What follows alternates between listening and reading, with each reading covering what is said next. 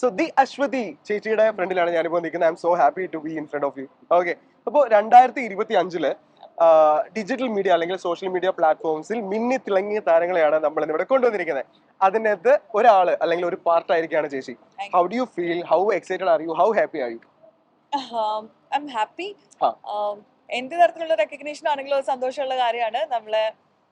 നമ്മൾ ചെയ്യുന്ന ഒരു കാര്യം അത് സ്പെഷ്യലായിട്ട് നോട്ട് ചെയ്തു, അല്ലെങ്കിൽ നമ്മളിവിടെ ഒരു ഇമ്പാക്ട് ഉണ്ടാക്കുന്നുണ്ടെന്ന് കുറച്ച് പേരെങ്കിലും പറയുന്നുണ്ടെന്നുണ്ടെങ്കിൽ ഇറ്റ് മീൻസ് അ ലോട്ട്.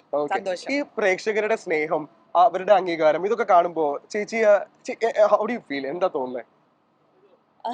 അത് വലിയ സന്തോഷമുള്ള കാര്യമാണ്. അതുപോലെ അത് വലിയ റെസ്പോൺസിബിലിറ്റിയും ആണ്.